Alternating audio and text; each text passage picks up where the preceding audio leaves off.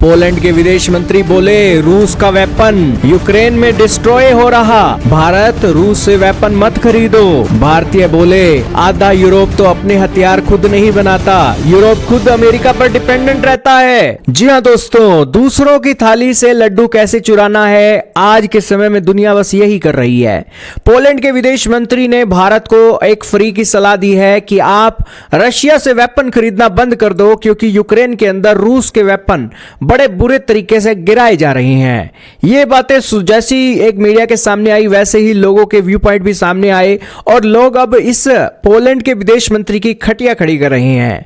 Poland के विदेश मंत्री को सलाह देते हुए भारतीय बोले कि आधा यूरोप तो अपने हथियार खुद नहीं बनाता है, आप खुद अमेरिका के पास जाते हो, बैग करते हो और वहां पर हथियार लेकर आते हो, और अमेरिका का राष्ट्रपति आज आपको कैसे ट्रीट कर रहा है ये दुनिया में हमें बताने की जरूरत नहीं है। और इसके अलावा जो नाटो के इक्विपमेंट हैं वो किस तरीके से गेम चेंजर थे अफगानिस्तान के अंदर, इसका भी जिक्र किया जा रहा है। खैर दोस्तों, जितने मुंह उतनी बात, और आजकल लोग दूसरे की थाली से लड्डू कैसे चुराना है इसी और एक इशारा करते हैं और अपना उल्लू सीधे करने का काम कर रही हैं। तो यही कारण है कि भारतीयों ने भी पूरा एक झड़ी लगा दी इस पोलैंड के विदेश मंत्री की।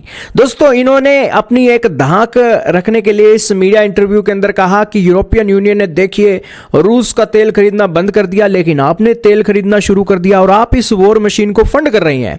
तो इसके ऊपर दोस्तों भारत ने भी एक पूरा ठोक कर जवाब दिया और कहा कि पश्चिमी देशों का ये एक डबल स्टैंडर्ड है जो ये इस तरीके की स्टेटमेंटें दे रही हैं। और फिर दोस्तों पोलैंड के विदेश मंत्री ने भारत के रूस के साथ सैन्य अभ्यास पर भी सवाल उठाए।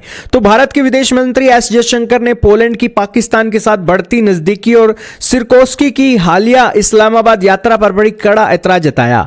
जयशंकर ने स्पष्ट किया कि जो आतंकवाद को बढ़ावा देने वाले देश हैं उन देशों के साथ जुड़ाव रखते हैं, तो यह भारत के लिए एक बड़ी चिंता का विषय है। कहने का इतना ही मतलब है कि ये यूक्रेन का पड़ोसी पोलैंड रूस को एक नीचा दिखाने के लिए इन शब्दों का इस्तेमाल कर रहा है। लेकिन खैर कुछ भी हो, इनके पास अगर तर्क हैं तो भारत के पास भी तर्क हैं इनके तर्कों को काटने के लिए। यही कारण है कि दुनिया आज एक ऐसी सिचुएशन में है जहां पर दुनिया एक अपने तर्कों के जरिए जंग लड़ती है, और इन तर्कों के अंदर जो जीतता है, मुकाबला होता है, उसी के चलते ही फैसला होता है कि क्या सिचुएशन चल रही है। आपका इसके बारे में क्या मानना है? खैर भारतीय तो इस पोलैंड के विदेश मंत्री की भारत दौरे को डिजास्टर विजिट बता रहे हैं और कह रहे हैं कि इनका यह दौरा एक स्वार्थ से भरा हुआ था। आपका क्या मानना है कमेंट में बताइएगा।